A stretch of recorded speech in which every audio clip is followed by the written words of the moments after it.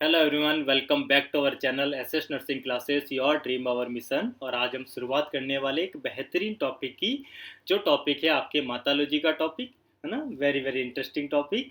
The condition जहाँ पर हमारे नॉर्मल जो इम्प्लांटेशन होना चाहिए, तो नॉर्मल इम्प्लांटेशन अपर यूट्राइन सेगमेंट में होना चाहिए। देन अपर यूट्राइन सेगमेंट में अगर इम्प्लांट होगा तो प्लेसेंटा अपर यूट्राइन सेगमेंट में सिचुएटेड होगा।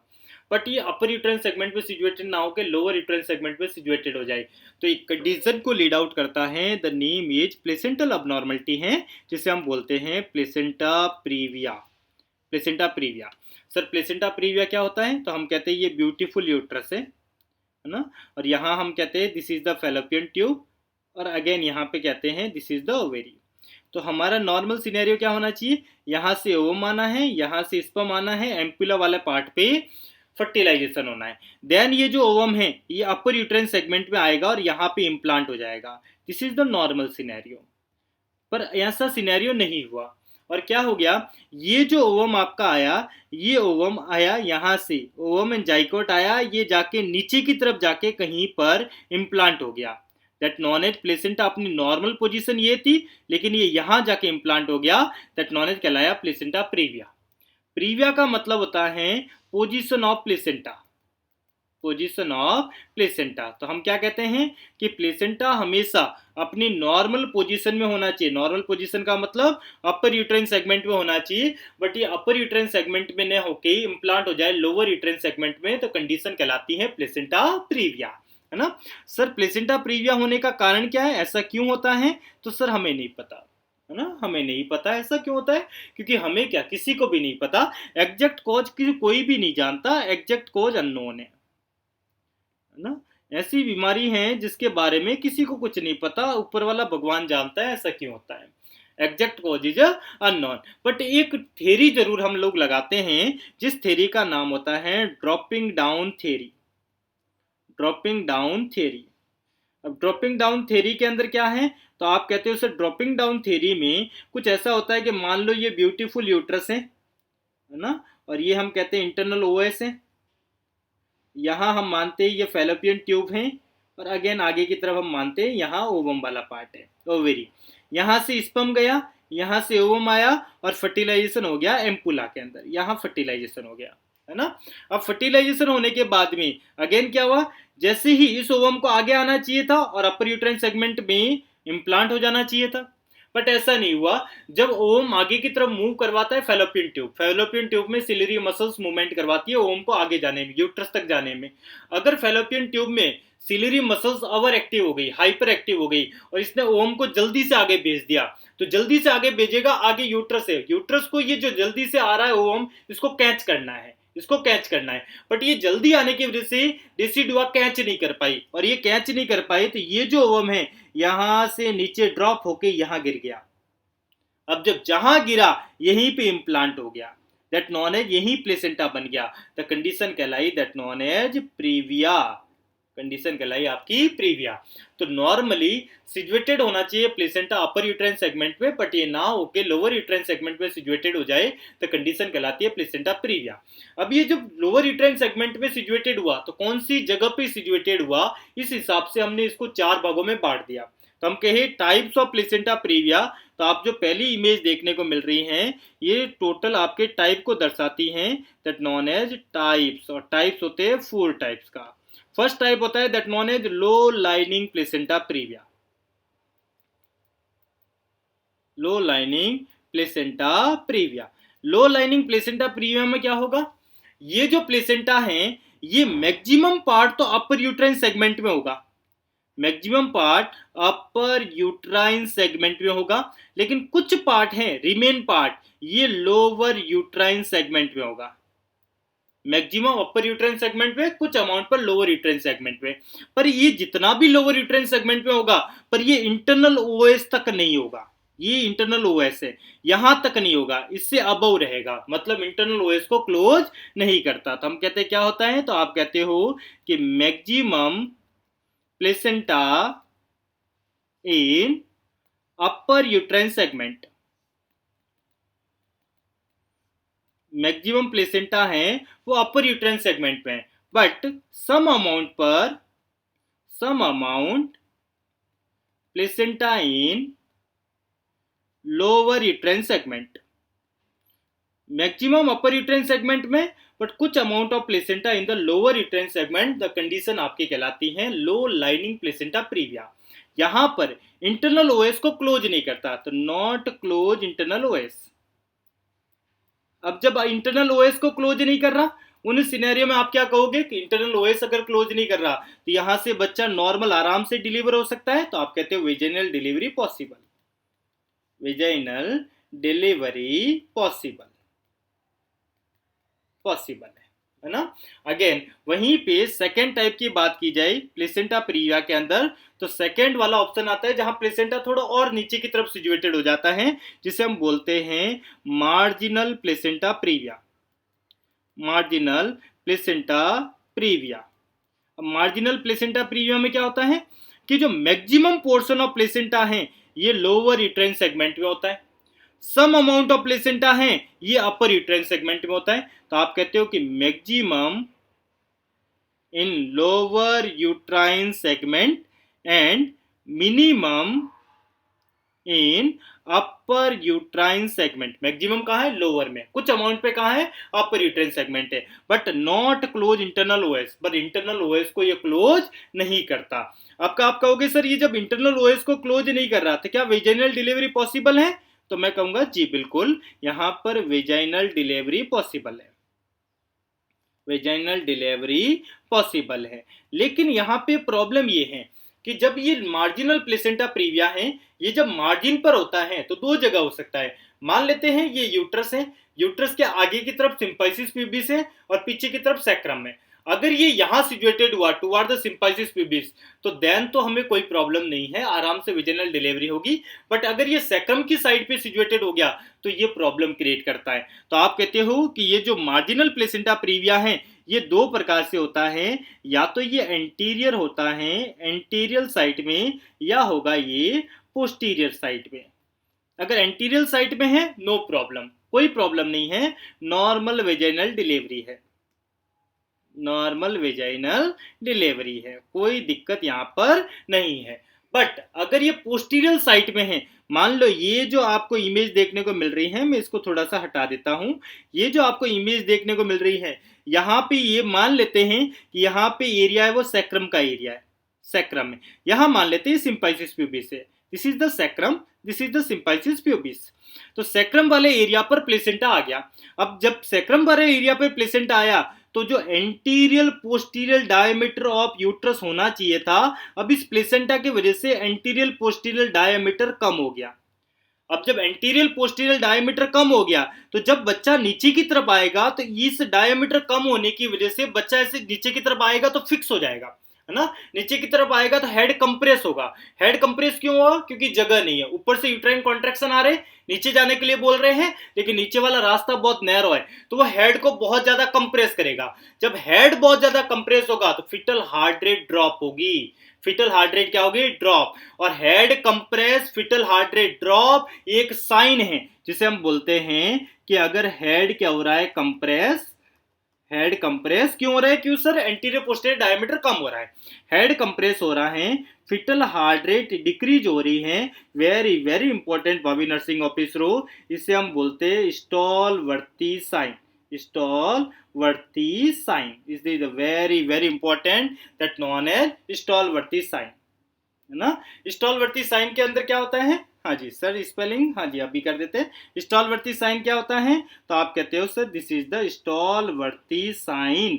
स्टॉल वर्ती साइन क्या है? स्टॉल वर्ती साइन का मतलब जैसे ही बच्चा नीचे की तरफ आएगा, नीचे की तरफ आएगा, हेड कंप्रेस होगा, हेड कंप्रेस होगा, फिटल हार्ट रेट कम होगी, फिटल हार्ट रेट कम होगी तो साइन कहलाएगा आपका Stallworthy sign. It is the important scenario. और यहाँ पर रिस्क है डेथ की, क्योंकि फिटल हार्ट रेट ड्रॉप हो रही है इसलिए रिस्क है डेथ के। तो पोस्टीरियर पार्ट पर प्लेसेंटा का होना डेंजर बताया गया है, डेंजर सिनेरियो है। यहाँ पर बेस्ट है कि आप सीएस करवाओ, नॉर्मल डिलीवरी ना करवाओ। पर हाँ मैं कहूंगा कि मार्जिनल प्लेसेंटा प्रीविया में नॉर्मल डिलीवरी पॉसिबल है। आगे बढ़ी, तीसरी जो कहानी आपके सामने आती है that known as partial placenta previa, that known as partial placenta previa. Placenta previa. Partial placenta previa क्या है सर? यहां पर पार्शियल का मतलब पार्शियल कहां से लिया गया है? इंटरनल ओएस से लिया गया है कि ये प्लेसेंटा जो है इंटरनल ओएस को पार्शियली क्लोज कर देता है। पार्शियली क्या कर देता है? क्लोज, है ना? तो आप कहते हो partially close internal OS. Important है, अगेन इमेज बेस, है ना? तो इंटरनल ओएस अगर पार्शियली क्लोज हो रहा है, उन सिनेरियो के अंदर नॉर्मल डिलीवरी पॉसिबल नहीं है। तो आप कहते हो नॉर्मल डिलीवरी नॉट पॉसिबल। तो नॉर्मल डिलीवरी पॉसिबल नहीं है, आपको जाना होगा सीएस की तरफ, सिजेरियन सेक्शन की तरफ। तो नॉर्मल डिलीवरी नॉट पॉसिबल, आपको जाना होगा सिजेरियन सेक्शन की तरफ। यहां पर अगर किसी लेडी का इंटरनल ओएस क्लोज है, है ना? अभी इंटरनल ओएस क्या है? क्लोज, खुला नहीं है, 37 वीक नहीं हुआ, इंटरनल ओएस क्लोज है। तो अगर इंटरनल ओएस क्लोज है तो ये कंप्लीट क्लोज कर देता है, ये वाला प्लेसेंटा कंप्लीट क्लोज। कौन सा वाला? पार्शियल वाला। अगर इंटरनल ओएस क्लोज है तो पूरे इंटरनल ओएस पे बैठ जाएगा। पर अगर ये internal OS open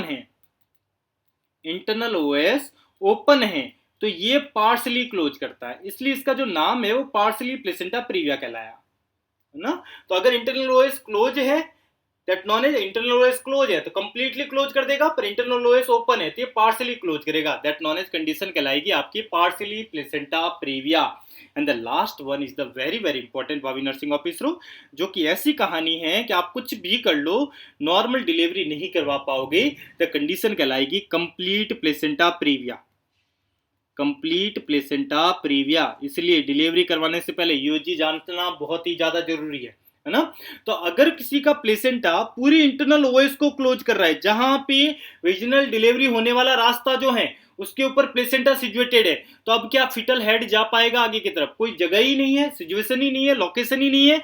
in scenario के अंदर ओनली आपके पास ऑप्शन जो रहता है वो एक ही है, आप जाओ और सिजेरियन सेक्शन करवाओ। जब कंडीशन कौन सी हो? आपकी कंप्लीट प्लेसेंटा प्रीविया, है ना? और जब प्लेसेंटा प्रीविया जब होता है तो यहाँ पे रिस्क ऑफ ब्लीडिंग सबसे ज्यादा देखने को मिलती है। अगर आपके एग्जामिनर आपसे साइनम सिम्टम भी पूछते हैं तो भाभी नर्सिंग ऑफिसरों आप कहते हो सर साइनम सिम्टम में क्या मिलेगा, तो मैं आपसे कहूंगा सर वेजाइनल ब्लीडिंग होती है ना? वेजाइनल ब्लीडिंग होती है। पर क्या वेजाइनल ब्लीडिंग पेनफुल होती है? नहीं, यहाँ पर वेजाइनल ब्लीडिंग पेनलेस होती है, पता ही नहीं चलता वेजाइनल ब्लीडिंग हो भी रही है नहीं हो रही, पेनलेस होती है। अगेन इस बीमारी का कोई कॉज है क्या? कोई कॉज नहीं है, दैट नॉलेज मैं कहूंगा it is the causeless vaginal bleeding, है ना? तीसरा आप कहूंगा this is the recurrent vaginal bleeding, बार बार होती है, रिकरेंट वेजाइनल ब्लीडिंग होती है।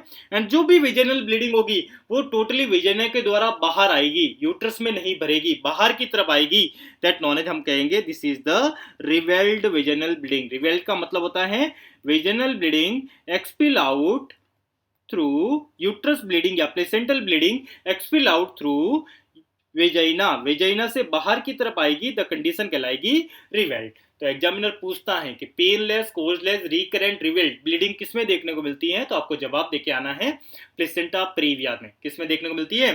प्लेसेंटा प्रीविया में। ये वो टॉपिक है जहां पर आपसे बेहतरीन सवाल पूछे जाते हैं, है ना? यहाँ पर पेनलेस वेजाइनल ब्लीडिंग है। जब पेनलेस होती है तो पता नहीं चलता। नॉर्थ सेट ऋषिकेश 2020 में एक बड़ा प्यारा क्वेश्चन पूछा था कि कोई मदर है जो मॉर्निंग में उठती है तो पूल ऑफ ब्लड में अपने आप को देखती है ना? पूरा बेड पे ब्लड ही ब्लड हो जाता है। ब्लड ही ब्लड क्यों हो रहा है? क्योंकि पेनलेस ब्लीडिंग होती है। तो ब्लड ही ब्लड हो गया, तो बताओ मुझे ये कौन सी कंडीशन है? एब्रेप्टो प्लेसेंटा, प्लेसेंटा प्रीविया। तो right answer is the placenta previa, क्यों? एब्रेप्टो प्लेसेंटा में पेनफुल ब्लीडिंग होती है, यहाँ पेनलेस ब्लीडिंग होती है। तो ये सवाल नॉर्थ सेट नहीं बल्कि ऋषिकेश एम्स ने पूछा है। हाँ, this is the very very important, जो कि आगे आने वाले फ्यूचर में नॉर्थ सेट बिल्कुल ऐसी बातों को पूछेगा कि mother found himself in pool of blood, है ना? ब्लड के पूल में देखने को मिलती है। इस प्रकार का अगर कंडीशन बोला जाए, this is the condition of placenta previa में होती है ना? दोस्तों जो ब्लीडिंग होगी वो डायरेक्टली कहां हो रही है? इंटरनल ओएस के जस्ट ऊपर ही है प्लेसेंटा, और प्लेसेंटा से ब्लीडिंग हो रही है और डायरेक्टली वेजाइना से बाहर आ रही है। तो जो ब्लीडिंग का कलर होगा वो ब्रिक रेड कलर होगा, ब्रिक रेड कलर ब्लीडिंग होगी, ना, ब्रिक रेड कलर ब्लीडिंग होगी। और जब आप यूट्रस को फील करोगे तो यूट्राइन कॉन्ट्रैक्शन नहीं है, तो यूट्रस को जब आप फील करते हो तो यूट्रस सॉफ्ट और रिलैक्स फील होता है। यूट्रस सॉफ्ट और रिलैक्स फील होगा जब कंडीशन आपकी होगी प्लेसेंटा प्रीविया, है ना सर। अब देखो, अगर आपसे बोला जाए प्लेसेंटा प्रीविया वाला सिनेरियो है तो क्या हम डायग्नोसिस टेस्ट करवाएंगे इसका? तो इसका डायग्नोसिस कहलाता है प्लेसेंटोग्राफी। प्लेसेंटोग्राफी नथिंग बट यूएसजी करवाई जाती है, और यूएसजी में प्लेसेंटा की लोकेशन देखते हैं ना, कि कहां से ब्लीडिंग हो रही है और प्लेसेंटा अभी कहां पर है, किसी कंडीशन में हमें क्या मैनेजमेंट करना होगा। ऑल्सो यहां पर आप कहा जाए कि पर वेजाइनल एग्जामिनेशन, तो आप कहोगे ये कॉन्ट्रा इंडिकेशन है। वेरी वेरी इंपॉर्टेंट भावी नर्सिंग ऑफिसर, यही वो सवाल है जो नॉर्सेट बार बार पूछता है कि अगर प्लेसेंटा प्रीविया वाली कंडीशन है तो क्या हम पर वेजाइनल एग्जामिनेशन कर सकते हैं? आंसर होगा नो, पर वेजाइनल एग्जामिनेशन यहाँ पे कॉन्ट्राइंडिकेटेड है। हाँ, बट आप कर सकते हो, अगर आपको इतना ही रिक्वायरमेंट लगती है तो आप डबल सेट ओटी में करते हो, डबल सेट ओटी के अंदर परफॉर्म कर सकते हो, जहां पे सारे इक्विपमेंट होंगे, सारे प्रोसीजर हो सकते हैं, वहां जाके आप पर वेजाइनल एग्जामिनेशन कर सकते हो। Otherwise vaginal examination it is the Contra indicated in the condition of placenta previa. भावी नर्सिंग ऑफिसरों, अगर आपसे पूछ ले कि प्लेसेंटा प्रीविया वाले सिनेरियो के अंदर सर हम मैनेजमेंट क्या करेंगे, तो सर आपको मैनेजमेंट बड़ा ही डिफिकल्ट है, थोड़ा सा ध्यान देना है कि मैनेजमेंट में क्या करना होगा। देखो, सबसे पहले जब भी ऐसा कोई सिनेरियो हो जहां आपसे बोला जाए कि किसी के घर में ऐसा कुछ हुआ है, तो इमीडिएटली हॉस्पिटल शिफ्ट करना है। पेशेंट को कहां शिफ्ट कर देना है? इमीडिएटली हॉस्पिटल शिफ्ट, क्योंकि ये कंडीशन वो है जो घर में आप सॉल्व आउट नहीं कर पाओगे। इमीडिएटली इसे हॉस्पिटल में शिफ्ट करना है।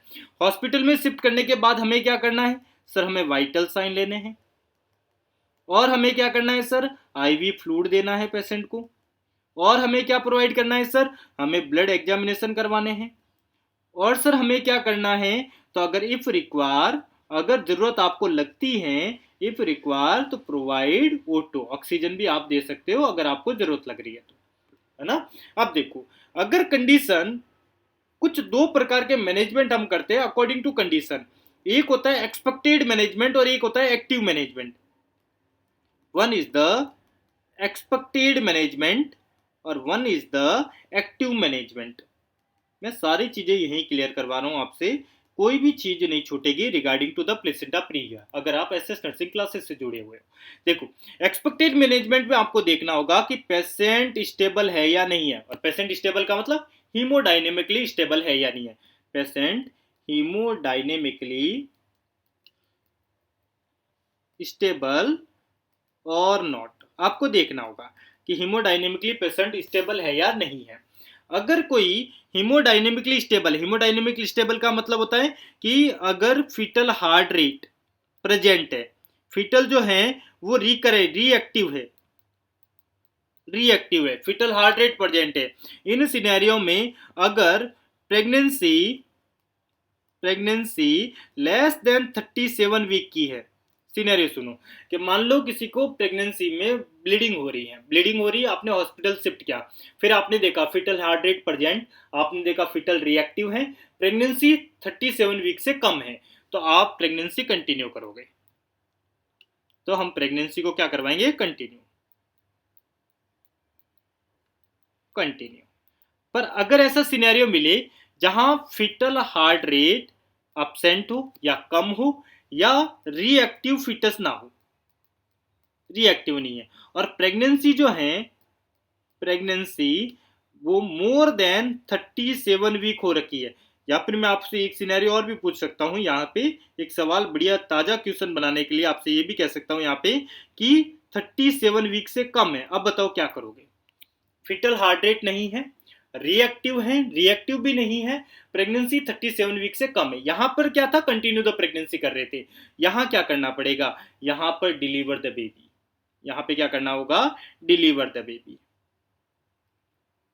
अब बेबी को डिलीवर करना पड़ेगा इररिस्पेक्टिव गेस्टेशनल एज, कोई भी गेस्टेशनल एज चल रही है, यहां पर डिलीवर करना पड़ेगा। डिलीवर करने के लिए आप आर्टिफिशियल रप्चर ऑफ मेम्ब्रेन करो, या डिलीवर करने के लिए आप CS करो। पर आपको क्या करना पड़ेगा, डिलीवर करना पड़ेगा। अगर यही सवाल आपसे पूछते कि अगर कोई फीटेल आया है, कोई प्रेगनेंसी का पेशेंट आपके पास आया है जिसके अंदर ब्लीडिंग हो रही है और आपने देखा कि फीटल हार्ट रेट प्रेजेंट है, आपने देखा फीटल रिएक्टिव है और आप ये देख रहे हो कि प्रेगनेंसी जो है वो प्रेगनेंसी अभी मोर देन 37 वीक है, तो सर हम क्या करेंगे, यहाँ पे भी डिलीवर करवा दोगे, है ना। यहाँ पे भी प्रेगनेंसी लेबर वाला सिनेरियो कंफर्म कराओगे। इस वाले सिनेरियो में भी आपको कंटिन्यू प्रेगनेंसी नहीं रखनी है। अगर 37 वीक हो चुके हैं, 37 वीक नहीं हुए हैं, तो आप कंटिन्यू कराओगे in the scenario of foetal heart rate present reactive the foetus, है ना। अगेन वहीं पे एक्टिव मैनेजमेंट में क्या करते हैं सर, हम एक्टिव मैनेजमेंट में हम तब परफॉर्म करते हैं, एक्टिव मैनेजमेंट हम क्या करते हैं जब मदर हीमोडायनेमिकली अनस्टेबल है, मदर हीमोडायनेमिकली अनस्टेबल है, फीटल हार्ट रेट आपने देखी वो कम है, फीटल रिएक्टिव ना के बराबर, है ना, नॉन रिएक्टिव फीटस है, तो आपको क्या करना पड़ेगा, immediate terminate the pregnancy, immediate terminate the pregnancy, आपको बिना कुछ सोचे हुए टर्मिनेट कर देना है प्रेगनेंसी को, इररेस्पेक्टिव गेस्टेशनल एज, कुछ भी प्रकार की गेस्टेशनल एज हो, आपको जल्दी से क्या कर देना है, टर्मिनेट। आप आर्टिफिशियल रप्चर ऑफ मेम्ब्रेन करो या आप सीएस करो, है ना। तो इंपॉर्टेंट सवाल है, याद रखना। अगर फिटस हीमोडायनेमिकली स्टेबल आए, फिटल हार्ट रेट प्रेजेंट हो, मदर हीमोडायनेमिकली स्टेबल है, फिटस रिएक्टिव है, 37 वीक से कम है, तो आप कंटिन्यू प्रेगनेंसी। अगर फिटल हार्ट रेट कम हो रही है, फिटल नॉन रिएक्टिव है और 37 वीक से कम हुई है, तो आपको डिलीवर करवाना है। दूसरा सिनेरियो, अगर एक्टिव मैनेजमेंट की बात करें तो हीमोडायनेमिकली अनस्टेबल है, फिटल हार्ट रेट कम है, रिएक्टिव नहीं है, तो immediate the terminate the pregnancy irrespective gestational age. This is all about the placenta previa. एक छोटी सी वीडियो में आपका कंप्लीट हो चुका है प्लेसेंटा प्रीविया। अगेन मिलते हैं नेक्स्ट क्लास में, अभी के लिए बस इतना ही। Thank you everyone, thank you so much, love you all. और हाँ, चैनल को सब्सक्राइब करें और इस वीडियो को जिस जगह पर जितना लेवल तक आप उस नर्सिंग ऑफिसर तक पहुंचा सकते हो वहां तक पहुंचा दिए, क्योंकि हर किसी का सपना है नर्सिंग ऑफिसर बनने का, तो एसएस नर्सिंग क्लासेस उनके साथ हैं। Thank you everyone, thank you so much.